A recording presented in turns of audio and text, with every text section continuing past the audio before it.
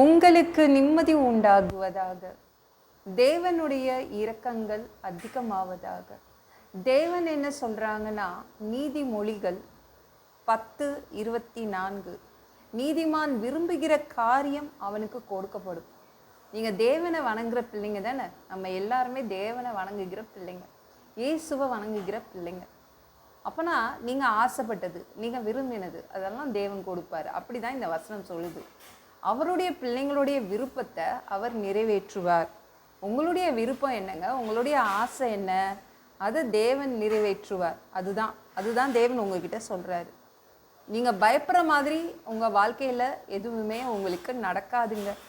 ஒவ்வொருத்தருக்கும் நிறைய ஆசைகள் இருக்கும், நிறைய விருப்பங்கள் இருக்கும். அதே மாதிரி அதற்கு சரிசமமாக எக்கச்சக்க பயங்கள் இருக்கும். நம்மளுடைய எதிர்காலத்தை பற்றி எக்கச்சக்க பயங்கள் இருக்கும். ஐயோ இப்படி நடந்துடுமோ அப்படி நடந்துடுமோன்னு ஒரு பயம் இருக்கும். ஆனால் தேவன் என்ன சொல்கிறாருன்னா, நீதிமானுடைய அவங்களுடைய விருப்பங்கள் தான் நான் நிறைவேற்றுவேன், நீங்கள் பயந்த மாதிரிலாம் எதுவும் நடக்காது அப்படின்னு உங்களுக்கு அவர் உத்தரவாதம் பண்ணுறாரு. நீங்கள் பயப்படுற காரியம் ஒன்றுமே நடக்காது. நீங்கள் விரும்பினது மட்டும்தான் தேவன் நடத்தி தருவாருங்க. சரிங்களா? இப்போத்துக்கு விரும்பாத வாழ்க்கையில் நீங்கள் உள்ளே இருக்கலாம். ஆனால் இந்த தேவனால், இயேசுவால் இந்த விரும்பாத வாழ்க்கையில் இருந்து நீங்கள் விரும்பின வாழ்க்கைக்குள் அவர் உள்ளே தள்ளிட்டு போயிடுவார். அப்படியே ஒரு யூ-டர்ன் போட்டு உங்களை கூட்டிகிட்டு போயிடுவார். உங்கள் விரும்பின வாழ்க்கைக்குள்ளே நீங்கள் போவீங்க. பயப்படாதீங்க. என்னங்க, என்னுடைய ஆசைக்கும் நான் வாழ்கிற வாழ்க்கைக்கும் சம்மந்தமே இல்லை. அப்படி தான் ஒருத்தர் பைபிளில் ஒருத்தர் அப்படி தான் வாழ்ந்தார். யோசேப்பு எடுத்துக்கோங்களேன். அவன் விரும்பின வாழ்க்கை என்னன்னு நம்மளுக்கே தெரியும். அவன் பார்த்த கனவு என்ன, அவன் பார்த்த கனவுக்கும் அவன் விரும்பினதுக்கும் சம்மந்தமே இல்லாத வாழ்க்கையை வாழ்ந்தான். அடிமையை யாராவது வணங்குவாங்களா? யாராவது அவனை பார்த்து மரியாதை கொடுப்பாங்களா? அடிமையாக வாழ்ந்தான். அவனுக்கு பிடிக்காது. அவன் எல்லாரும் தன்னை வணங்குவாங்கன்ற கனவு, அப்படி ஒரு கனவு தான் அவன் கண்டான். ஆனால் அவன் வாழ்ந்த வாழ்க்கை அடிமை வாழ்க்கை. அவன் இருந்த இடம் ஜெயிலு. எப்படி இருந்துச்சுல? விரும்பாத வாழ்க்கைக்குள் இருந்த யோசேப்பை தேவன் கரெக்டாக அவனுக்காக டேர்ன் பண்ணி அனுப்பிட்டார். எங்கே அனுப்பினார்? அரண்மனைக்குள்ளே அனுப்பிட்டார். ஜெயிலும் அரண்மனையும் பக்கத்தில் இருந்துச்சு. கரெக்டாக ஜெயில இருந்து அவனை அழகா அரண்மனைக்கு அனுப்பிட்டார். பிரதம மந்திரியாக ஆட்சி செய்தான். பார்த்தீங்களா? அதான் விரும்பாத வாழ்க்கைக்குள்ளே நீங்கள் இப்போ இருக்கிறீங்க. உங்கள் ஆசைகளுக்கு ஏற்ற மாதிரி வாழ்க்கை அமையல.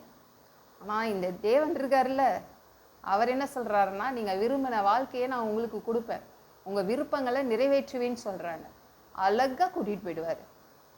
அழகா உங்களை நீங்கள் விரும்பின வாழ்க்கைக்குள்ளே அவர் உங்களை அனுப்பிடுவார். பயப்படாதீங்க. நீங்கள் விரும்பினது அவரால் கொடுக்கப்படும், தேவனால் கொடுக்கப்படும்.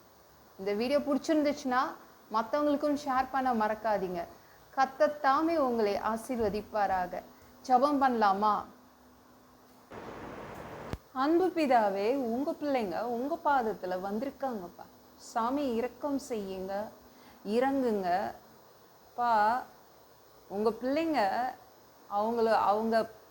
அவங்களுடைய ஆசைகள் எல்லாமே நீங்கள் நிறைவேற்றி கொடுப்பேன்னு சொல்கிறீங்க. நீதிமான் விரும்பினது அவங்களுக்கு கொடுக்கப்படும் சொல்கிறீங்க. அதற்காக நன்றி. உங்கள் பிள்ளைங்க விரும்பாத வாழ்க்கையிலிருந்து விரும்பின வாழ்க்கைக்குள்ளே நீங்கள் அனுப்புறீங்க. நன்றி. எல்லாம் பொல்லாத பிசாசுகள், ஏவல்கள், மந்திரங்கள், தற்கொலை ஆவிகள், பயத்தின் ஆவிகள், பலவீனப்படுத்துகின்ற ஆவிகள் எல்லாம் இயேசு என்ற பெயரினை கொண்டு துரத்துகிறேன். ஓடிப்போ. உங்கள் பிள்ளைங்களை ரத்த கோட்டிக்குள் மறைச்சிக்கோங்க. சுத்த ஆவியால் நிரப்புங்க. ஞானஸ்நானம் எடுக்கணும், ரட்சிப்பீராக. இயேசுவின் காயப்பட்ட தழும்புகளால் எல்லா வியாதிகளும், எல்லா பலவீனங்களும், கேன்சர் போன்ற வியாதிகளும் சரியாகுவதாக, மரணப்படுக்கைகள் சரியாகுவதாக.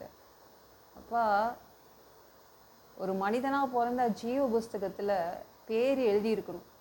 அப்படி இல்லைன்னா அந்த மனுஷனை பிடிச்சி நரகத்தில் தள்ளிடுவீங்க. தீ எறிகிற இடத்துல எப்படி போய் வாழ்கிறது?